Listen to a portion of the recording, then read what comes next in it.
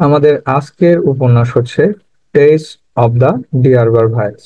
লিখেছেন Thomas hardy. টেসের ক্যারেক্টারটি সংক্ষিপ্তভাবে আলোচনা করা হয়েছে। The novel's protagonist is an attractive young woman from the rural village of মার্লট।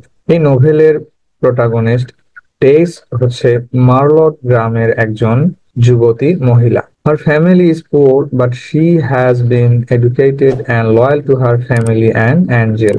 টেসের family ছিল খুবই দরিদ্র, এ সত্ত্বেও টেস ছিলেন শিক্ষিতা একজন মহিলা এবং তার পরিবারের প্রতি খুবই বিশ্বস্ত। এছাড়াও অ্যাঞ্জেল, যে ছিল টেসের স্বামী, তার প্রতিও টেস খুবই বিশ্বস্ত ছিল। Her misfortunes are hardly ever of her own doing, but her innocence, naivety, and unrealistic ideals sometimes increase her suffering.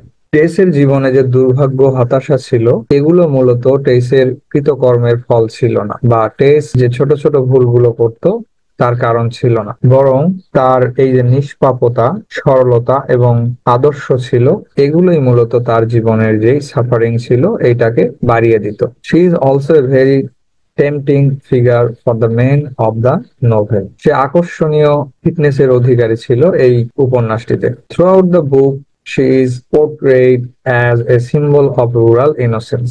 আর এই পুরো নোভেল জুড়েই তাকে গ্রামীণ ইনোসেন্সের সিম্বল হিসেবে বর্ণনা করা হয়েছে বা চিত্রিত করা হয়েছে।